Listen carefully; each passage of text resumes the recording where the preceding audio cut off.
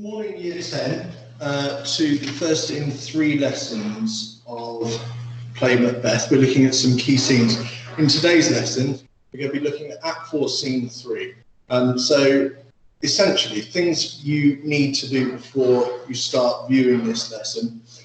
Open up either a Word version or a PDF of Act 4, Scene 3, so that's on show my homework. You could, if you've got access to a printer, print it off so that you can annotate it by hand. Equally, if it's easier, you can annotate on your screens, so you can do this by adding comments in the review section of Word. And finally, if you can't do either of those things, specifically if you're using PDF, you can handwrite your annotations on a separate sheet of paper if you need to.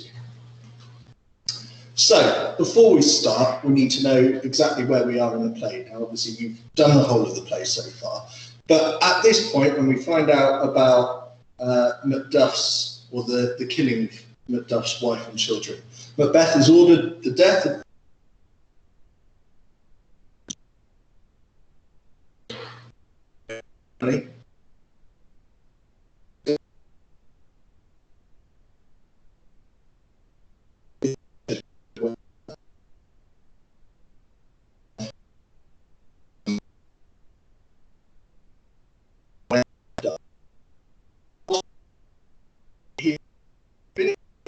he doesn't have to worry about anybody being able to kill him, except the horrible prophecy of Beware Macduff. And it sets Macbeth on his kind of last big killing spree. So he's already dealt with Duncan to become king. He's already dealt with his best friend Banquo. And then finally, he makes the unilateral decision to get rid of Macduff. However, Macduff has left the castle, and so he's fled to go to England to join forces with Malcolm. This presents the audience with quite a few issues about Macduff's character. Essentially, Macduff puts the country of Scotland above all things, which an Elizabethan or early Stuart audience would have understood. That national sense of pride and that you should protect your own country is firmly the belief of most people in the country. Now, it depends on what side of the religious divide you find yourself at the time. Whether you're a Protestant, you would support King James, 6th of Scotland, obviously 1st of England. But if you're a Catholic, you may go against his rule. And so the thought of that supporting your king or not depends on which side of that religious debate you are. Macduff clearly puts, as I said, Scotland above all things, even his family. And just before our scene, the extract of our scene that we're going to be looking at in today's lesson, Malcolm tests Macduff's loyalty. He pretends that he would be a worse monarch than even Macbeth is, and Macduff cries out of Scotland, Scotland. Essentially, he can't believe that someone else would come along and be as bad or worse than Macbeth. And this kind of proves to Malcolm, who is at heart a good person, a good and true ruler, Macduff's loyalty by putting Scotland above all things. So what I want you to do first is I'm going to read through our scene. I'm going to use some very dodgy Scottish accents. Obviously, if you were in class, I would be doing that throughout, so count your blessings. You've only got it for 3 lessons. And I want you to think about these questions. So how would you feel in Macduff's place if you found out the news that your closest and dearest loved ones have been murdered at the hands of someone originally you trusted and thought of as a worthy person? I want you to think, how does Macduff react, and potentially why does he react in the way he does? I want you to think about how the others react. So those around him in the scene essentially are Malcolm and Ross. Ross comes along as the messenger. And what does it tell us about their motives, the reasons for wanting Macduff to react to this news in a certain way? So think about all of those things as I read through this scene. And then we'll go through much closer annotation at the end. So you'll see on the separate Word document of the scene that Ross has fled Macbeth to join forces with Malcolm, who's about to invade Scotland to claim his succession to the throne. Ross is reluctant to break the news of the slaughter of Macduff's wife and children to Macduff. And Macduff really has to kind of pull this out of him. Obviously, it's difficult news to try and impart that knowledge to someone that their nearest and nearest are dead, and Ross is finding his way in at the beginning. Would I could answer this comfort with the like, but of words that would be howled on the desert air, where hearing should not watch them. What concern they? The general cause, or is it fee grief, due to some single breast?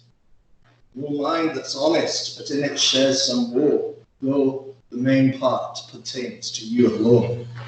If it be mine, keep it not from me. Quickly, let me have it. Let not your ears despise my tongue forever, which shall possess them with the heaviest sound that ever yet they heard.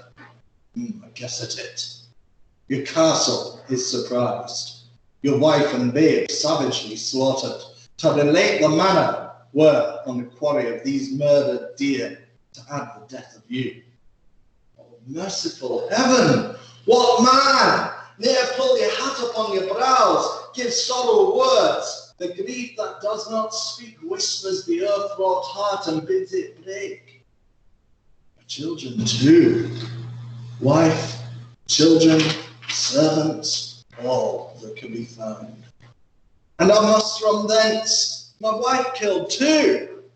I have said, be comforted. Let's make us medicines of our great revenge to cure this deadly grief. He has no children. All my pretty ones, did you say all? Or hell kite all? What, all my pretty chickens and then damn at one fell swoop? Dispute it like a man. I shall do so, but I must also feel it as a man. I cannot but remember such things that were most precious to me. Did heaven look on and would not take their part? Sinful Macduff, they all struck for thee. Not that I am, not for their own demerit, but for mine. Fell slaughter on their souls. Heaven rest them now. Be this the whetstone of your sword. Let grief convert to anger. Blunt not the heart in I the woman with mine eyes, and braggart with my tongue. But gentle heavens, cut short all intermission, front to front, bring thou this fiend of Scotland and myself, within my sword's length set him. If he escape, heaven forgive him too.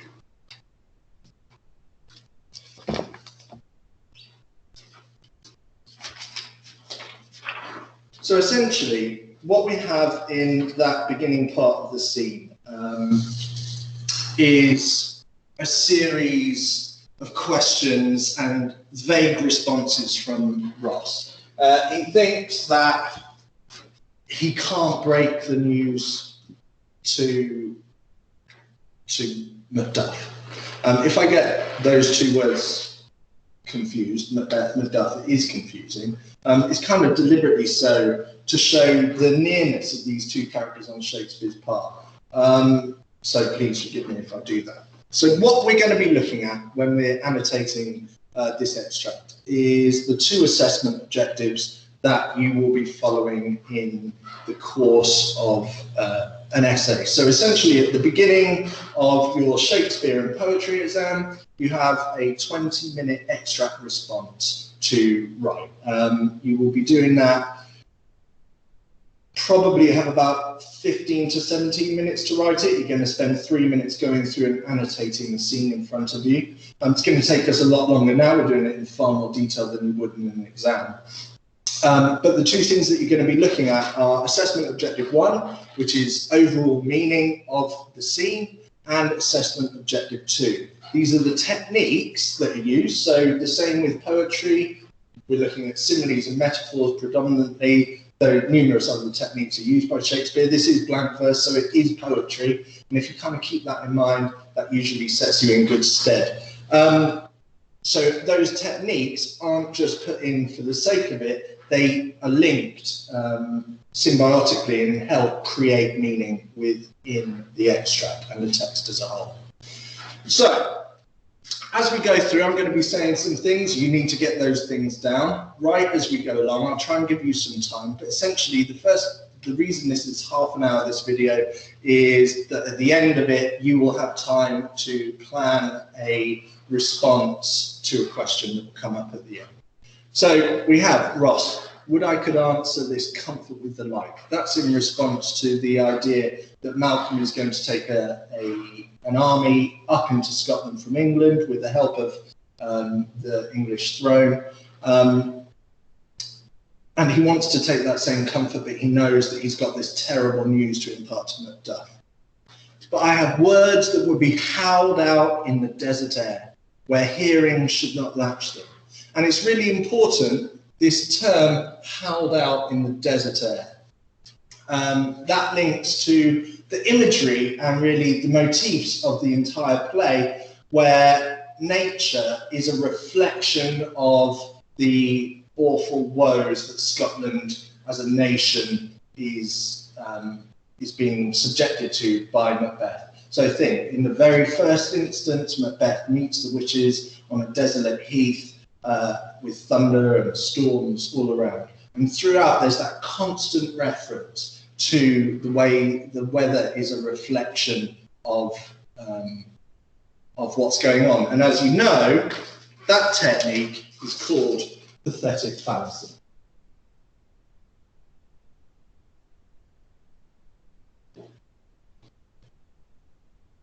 Okay, now pathetic fallacy is the technique by where we have a reflection of the mood and the feeling within a text or in a film that reflects that feeling. So if I was trying to be sad and I wanted to portray that in a piece of theatre or on film, then it would be raining. If I was happy, it would be sunny, and so on. And this is talking about howling in a desolate place in desert air. So the idea that it imparts evil on the scene, where hearing should not latch them. So you couldn't be caught by it, to be latched, to be caught. Macduff then has to question what this awful news is. So he says, what concern they? The general cause, or is it a fee grief due to some single breast? Now you will notice at the end of this Word document, there are explanatory notes and also a glossary of terms. And we notice that this fee grief actually means something personal that's happened to one person. So only for them to feel part of. And the interesting thing about this scene is that actually Ross and Malcolm clearly feel a shared grief, even though it's Macduff's closest who've been killed. And Ross goes on to say that, no mind the honest, but in it shares some woe, though the main part pertains to you alone.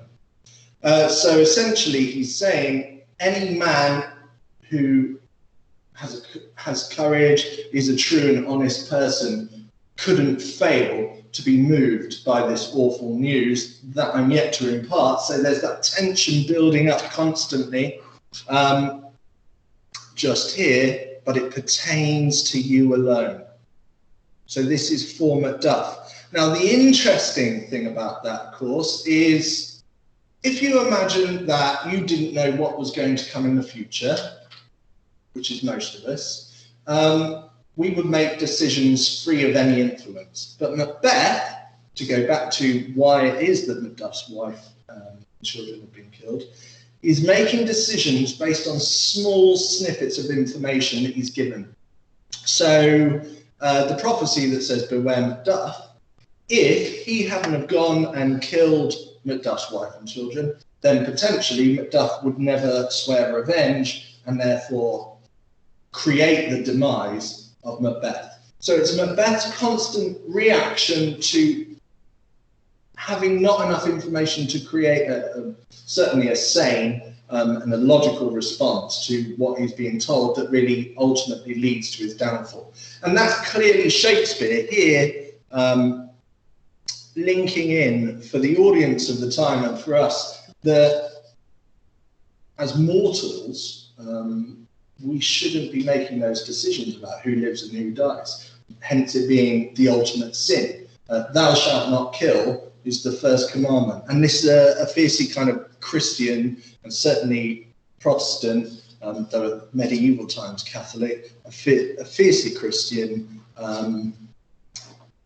society. So everyone would believe that Macbeth's actions are evil. There is no thought behind them that can be kind of argued away. It's flat out wrong. Macduff getting frustrated at Ross. If it be mine, keep it not from me. Quickly let me have it. Let not your ears despise my tongue forever. So Ross still evading these ultimate questions from Macduff. He's saying, look, don't hate me for what I'm about to tell you. Because the thing that I'm about to tell you, as he says, is the heaviest sound that ever you heard. Now, obviously, in the technical sense, from the technique point of view, this heavy sound, you can't really have a heavy sound, is a metaphor for this burden that he's about to place on him. So the metaphor here is trying to prepare Macduff for the worst news. It's, if you imagine yourself in the same place, someone coming to your door saying, look, be seated, I have to tell you something awful has happened. And that's essentially what's happening to Macduff. And Macduff responds with, I guess at it. So he's got an inkling, now that he knows this is about me and me alone. He's been told by Ross that, and it's the heaviest news that he could receive. I.e., to him, that's purely about his family. I guess at it. And Ross finally has the courage, therefore, to just say exactly what's happened. And it comes quickly. So if we're talking about the techniques used here, we've got one whole line of meaning. So at the end of babes, we don't have any punctuation. And the term for that is enjambement.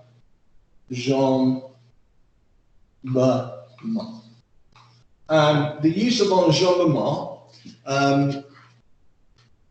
literally means that the idea of the line rolls over. But also from a structural point of view, the way the text is put together, the way it's literally built. So when we talk about a structure, usually we're talking about a building. In this case, it's the way the words come together to create overall meaning. When the use of enjambement really builds up a sense of pace, but it, in this case, adds to that heavy burden that he talks about, this heaviest sound. Your castle is surprised, your wife and babes savagely slaughtered. To relate the manner were on a quarry of these murdered deer to add the death of you. So, essentially, God, if we follow it, surprised, savagely, and slaughtered, manner, murdered. Okay, now you would think that this is alliteration. In the case of manner and murdered, it is. But in the case of surprised, savagely, and slaughtered, these words come together to create that S sound of sibilance. Okay, so sibilance is essentially alliteration with S sounds. Surprised, savagely, slaughtered. And in that semantic field, another big word for you to remember, we have words that pull together to create an impression of similar overall meaning. So in a semantic field, the words that kind of work together, they don't necessarily mean the same thing, but work together to create an overall sense of, in this case, awful imagery. So, surprised, to be overrun. They had no idea that it was coming, which links to all of the worst ideas about being a gentleman and being courageous, being a good and true person. You know, the way battles worked in those days is for them to have give word that there will be a battle at this time. We will meet together on the field, and that's how it will go. Well, this is as bad as being literally stabbed in the back. They are defenseless because Macduff's from home, and also they are women and children. So again, from the audience point of view, from our point of view, we feel some of Macduff's pain and anguish at this point, because we have inherent kind of societal links to that thought of the vulnerability and innocence of women and children. Now, obviously in the 21st century, this is kind of outdated and somewhat sexist to think that women are more vulnerable than men. But certainly in the period, to attack women and children is the worst of things to do. As I said, these are defenseless people. So, surprised, stabbed in the back, caught at night, alone, savagely slaughtered, not put to the death quickly, but with a real sense of savagery and beastliness. And that goes right back to our previous slide, where we have that word howled, that imagery of the wolf, that imagery of a pack hunting an innocent, predator and prey. So, savagely slaughtered. To relate the manner were on the quarry of these murdered deer. So again, that animal imagery. So you have the image of the wolf attacking the innocent deer to add the death of you. This was also meant to kill you too, but you weren't there. And dropped in almost as that sort of, those 6 words, that immediate pang of guilt for Macduff that he wasn't there. And you'll notice that it's not Macduff who responds, and that seems natural. If you'd just been told that everything you held most dear in the world had been taken away by someone who you once considered a close friend, you wouldn't be able to respond initially. And Malcolm, the prince, the just ruler as such, merciful heaven, so just utter shock, hence this pause, this gap. Again, structurally, we have that gap, as if someone trying to find the words to speak. What man, ne'er pull your hat upon your brows, give sorrow words. The grief that does not speak whispers the earth-wrought heart and bids it break. So, we've got these 2 things, and he's saying, what man? He can't believe that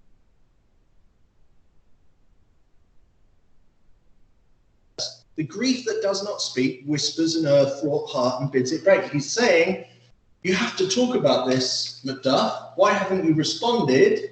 Because if you hold this in, it's going to break your heart. It will ruin you. You will be no more. And he's talking really this sense that this use of the word man is most important. Okay? So, don't forget that in the period, we've got this ultimate sense of, though they didn't know it, misogyny, the very clear belief that women were inferior to men, and to act in a manly way was what you were expected to do, especially as one of the rulers of a country. So Malcolm is kind of calling out, questioning the manliness, the courage of Macduff by saying, if you hold this in, the o'er-fraught heart is broken. To be over-fraught, so don't forget that when we have an apostrophe, it just means that there's a letter or a couple of letters omitted, never over-fraught, suggesting almost, look, if you do this, you've been a bit of a woman. So we'll move on. And Macduff, his only reaction, he doesn't respond to Malcolm straight away, which again is interesting, because in the time Malcolm still holds ultimate respect as the regent or as the ruler or as the ruler-to-be. But he questions Ross again, my children too. So he's still in that state of shock and disbelief and guilt. Ross again reiterates, now he's said it, wife, children, servants, all that could be found. Everyone involved, anyone in your castle was taken if they could find them. And I must be from thence. So thence means over there, specifically here, and I must be from there. I wasn't there, is what he's saying. So this guilt is really coming through in kind of more of a torrent than the initial reaction that to a modern audience is perfectly expected, but clearly to Malcolm, Shakespeare almost uses him as it highlights, I guess, the need for a ruler to direct. And when I talked about what are the motives of the others, Malcolm really wants Macduff to come and be a very key part of his army. And he wants him to use this pent-up pain and grief as the means of going and fighting, because they know that Macbeth is a fierce warrior, if anything else. So he says, and I was away. My wife killed too. Ross, I've said. I haven't got any more to say. That is correct. Malcolm, be comforted. So again, he's talking straight to Macduff. See, I did it then. Let's make us medicines of our great revenge to cure this deadly grief. So, if we go back to the previous words that we said were of importance, murdered and manner. So, in a manner of doing things, or your manners, is good or bad. Murdered, obviously, we know the meaning of the word. Here, he talks of medicine. So it's almost as if the semantic field of these alliterative sounds that go on throughout are kind of working against each other. You've got murder, this awful thing on one side, and medicine, the cure, on the other. And Malcolm is saying, essentially, in a metaphor, the only way to feel better about this is to get revenge. And we see that word pop up for the first time. And he wants him to fight, as I've just said. Now, interestingly, Malcolm, when he found out about the death of his own father, ran away, didn't he? So he's kind of in a similar position. And what we didn't hear from Malcolm, if you remember at the beginning of the play when he's speaking to his brother, they don't talk about their grief and their sorrow. They talk about leaving because they're so worried about, and rightfully, who would try and kill them next. So it's interesting that he's giving this different information to Macduff. That's not necessarily for us to question either. He needs to have his best generals at work to fight. And so for him, though he is obviously shocked at the news, he doesn't have the same emotional attachment to it for it to really cause him sorrow. What he wants is a hard, vengeful Macduff ready to go after Macbeth at any cost. So let's make us medicines of our great revenge, this metaphor, to cure this deadly grief. So medicine obviously gives us a cure. And deadly grief, if we let grief get to our hearts, as he's just said, then it will finish us. Then we will be useless and no more. Macduff, he has no children, so he isn't really responding again to Malcolm. He can't believe what's happened. He's so shocked. He has no children, all my pretty ones. So he said before, my wife too. He has no children. He's killed mine. That real sense of grief that only a parent could feel, and hence Macbeth being able to order the killing of another child or someone's children. If he had children, maybe he couldn't give those orders. That's what's being said here. Now, don't forget that the idea of progeny and the idea of Macbeth having no children is what kind of gets us to this point in the first place. If Macbeth could have children with his wife, then he certainly wouldn't be so worried about Banquo's children being foretold to be rulers in the future, which leads ultimately to Banquo's death, but not the killing of Fleance. So this is another step along that sort of blunder that leads from his not having children. Now, it's intimated, certainly in parts of the play, that if you think back to Lady Macbeth's early speech about bashing the brains of a baby out rather than be a woman the way she is, it certainly denotes the sense that potentially they've had a child in the past who hasn't survived. And so we maybe start to feel some of that pity for Macbeth, though here, of course, clearly it's meant to be for Macduff. This is to enrage the audience. Shakespeare wants us to feel enmity towards Macbeth, to feel that he is in the wrong, that he has to die, because it would be a big step to think, well, the king should die. So, he has no children, all my pretty ones. Did you say all? Oh, hellkite, all. So, question mark, question mark, question mark. This total disbelief of what's happened. What, all my pretty chickens and their dam at one fell swoop. So, constantly going over and over, you imagine the way he's thinking about what's happened and the pain that he must be feeling. Malcolm, so he feels that Macduff is not being manly. Simply as simple as that he's essentially being womanly in his reaction to death, the death of his nearest and dearest. Dispute it like a man. So we get the repetition of the word man.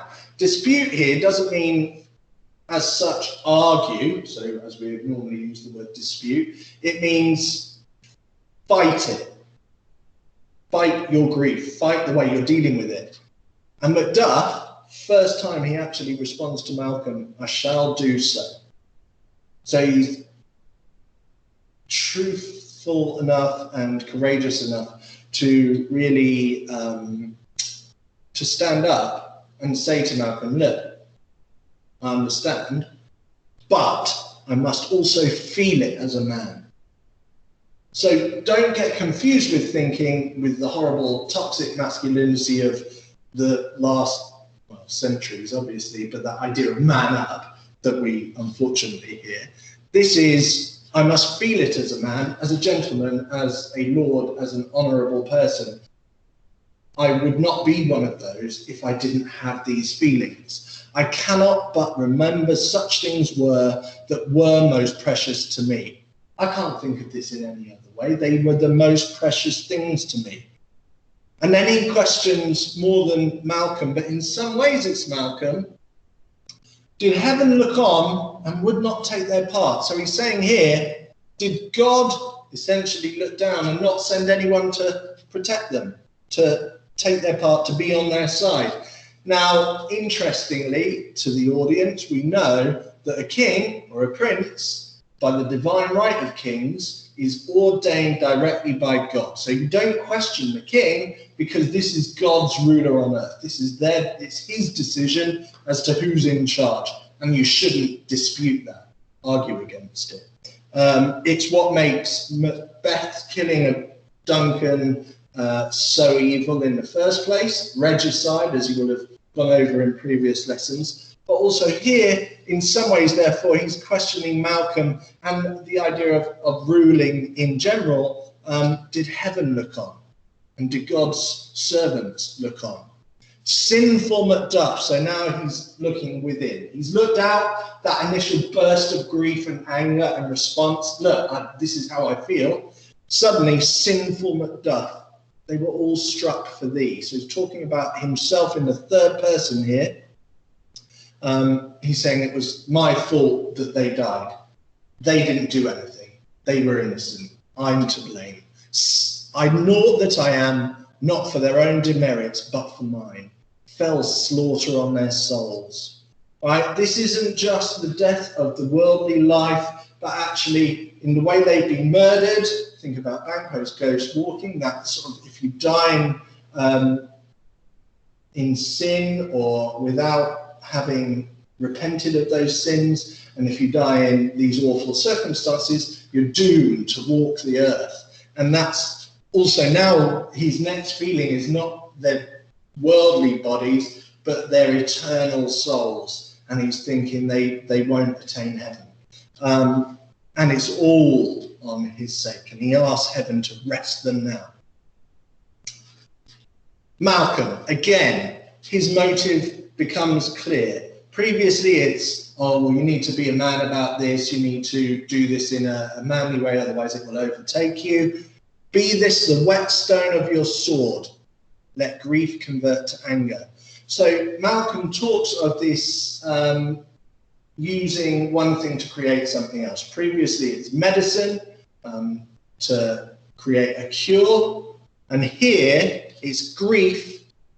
Don't be upset, show anger as your next response. So you've got this sort of, he's saying, I want you to change your feelings into another feeling. And it might link in some ways to the previous part of this scene where he talks about the King of England being able to heal by touching.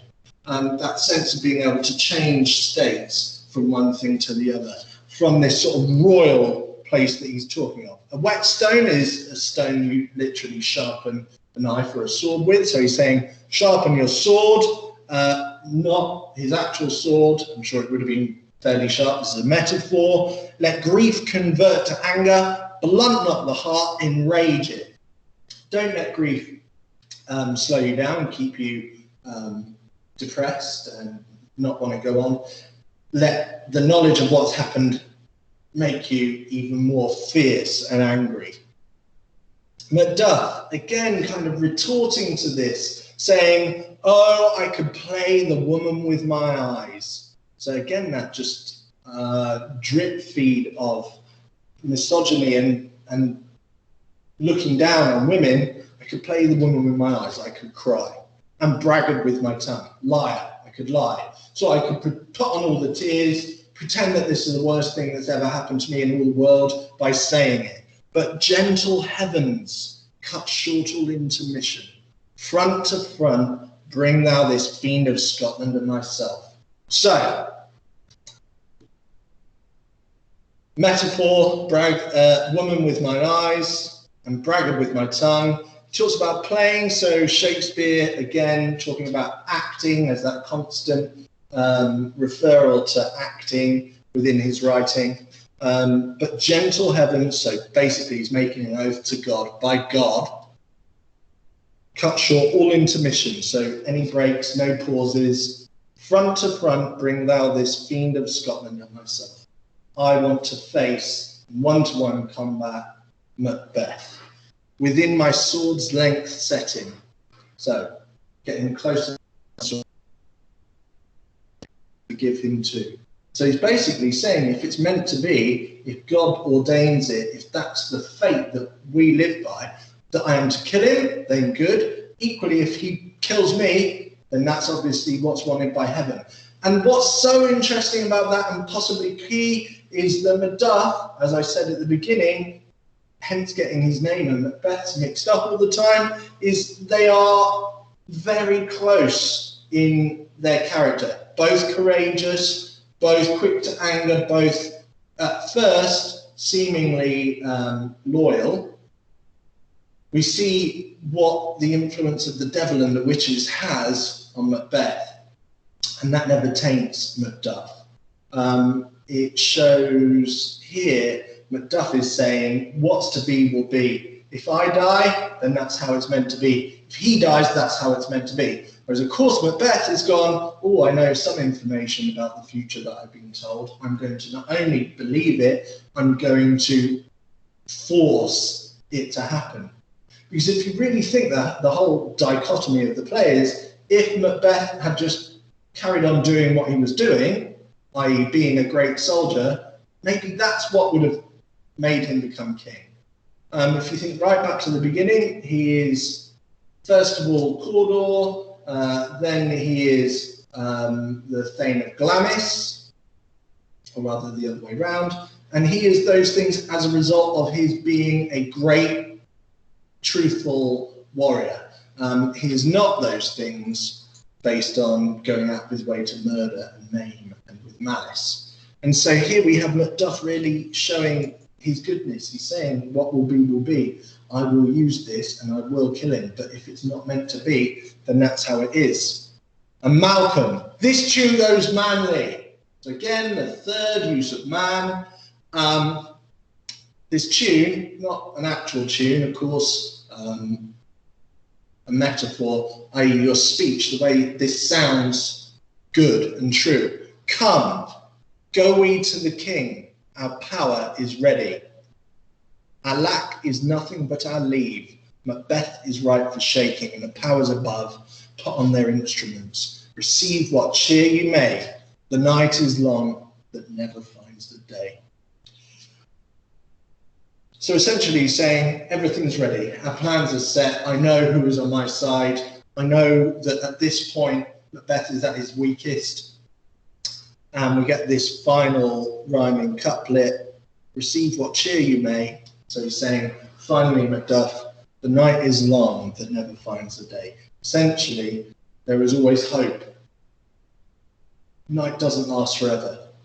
Again, at the end of this extract, we have that referral to the prophetic fallacy, day and night, the idea that Scotland is in this constant darkness, it's awful, untimely, unseasonably weather. And he's saying there's daylight breaking. We are that daylight. All right, so that's really what's going on in the scene. We've looked at some of the ideas within it. So how to plan a response? I've given you this question. How does Shakespeare portray Macduff's thoughts and feelings in this extract? Now, here I put make reference to all characters in the scene. That is because in your essay, you can't just ignore that Malcolm and Ross are talking. In fact, as we've just seen, if they're not saying what they're saying, then we lose a lot of meaning from different perspectives and reactions to the same events. And this is the whole point of the audience. I guess we get those bits of information from Ross. That is the realism of not wanting to impart awful news to someone, to upset someone so utterly. And then we also see which the general audience, we as a modern audience, would also have a worry in that we really don't know how kings and rulers and monarchs lead. We don't know how that works. We've never had to have that, face that decision or use that power. And so we're seeing it through the monarch's eyes. And then finally we see it and we feel it from Macduff's point of view.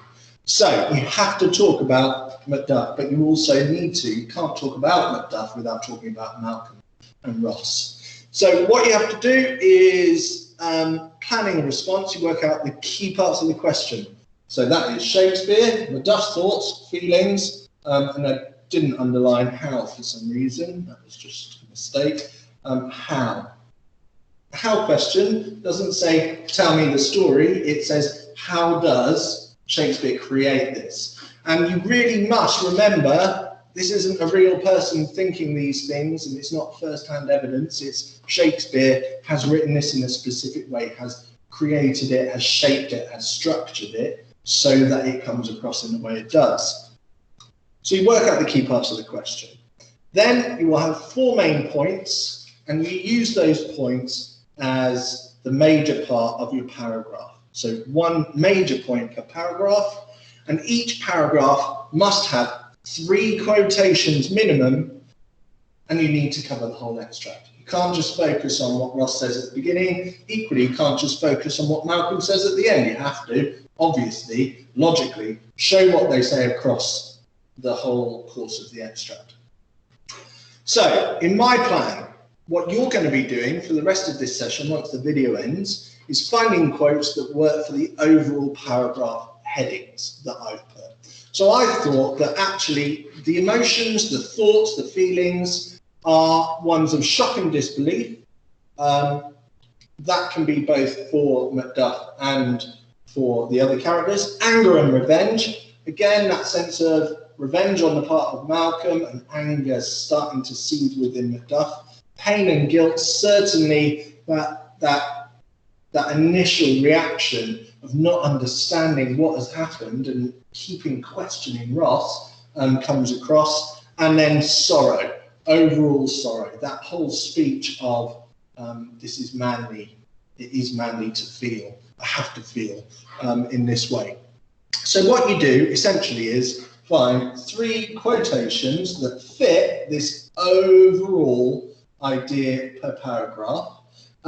You already know what you want to say about those quotes because you've annotated meaning, A01, and the techniques used. So essentially what you're doing by having 3 to 4 major paragraphs, within those you can cover the whole of the text easily. It's 9 to 12 quotes. And if you think you've got about a minute and a half to write about each of those quotes in your essay. So the reason we're not going to go on and write it together is because Mr. Chow next week in next week's lessons is covering much more detail about the actual writing of the essay.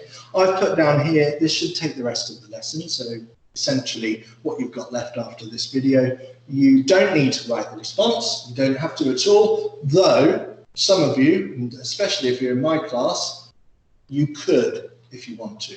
Don't spend any more than 20 minutes on the actual writing of it.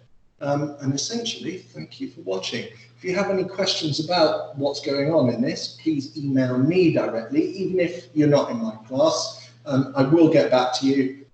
That would be great. So, that's all, folks. Thank you.